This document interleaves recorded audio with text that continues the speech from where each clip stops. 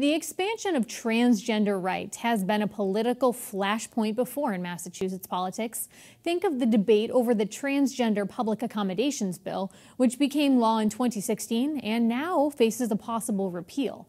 But so far, a push to give people who don't identify as either male or female a third option on driver's licenses and other state IDs seems to have flown below the radar. Connecting Point's Adam Riley has more. Ella, whose last name we've agreed not to use, is 16 years old, lives in a suburb west of Boston, and is about to be a high school junior. Ella is also about to get a driver's license, but right now that ID won't reflect their own deeply felt sense of identity.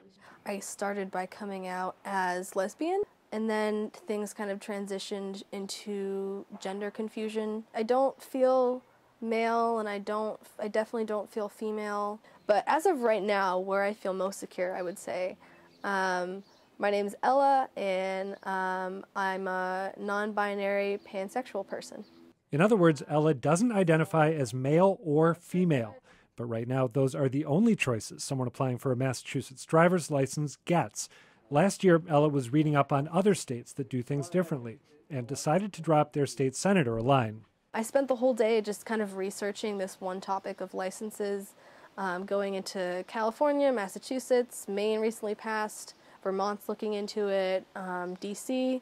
So I kind of learned everything I could, and then on a whim, I ended up writing this letter in like the span of an hour and sending it the next day. I heard back within 2 days. From State Senator Karen Spilka, who's slated to become the next Senate president.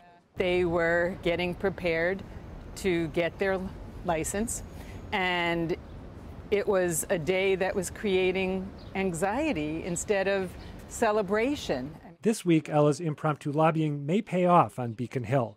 On Thursday, the state Senate is scheduled to debate a bill filed by Spilka that would create a third option, X, for anyone who, like Ella, doesn't identify as either male or female. Right now, Spilka says the bill's prospects look pretty good. I personally have not heard of any opposition, and so I do believe that there is tremendous support. There's no reason not to support this. Before that Senate debate, Ella will join Spilka for a press conference.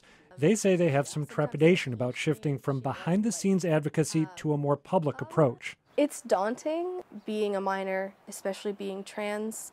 There's this idea in the public and in the media that trans people pose a threat to society. But Ella also says the chance they've been given is too valuable to pass up.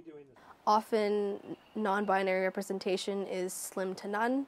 We don't often have a say in how laws are made. So I think a lot of it is about representation, understanding that transgender people exist and acknowledging that, and that they belong in the state.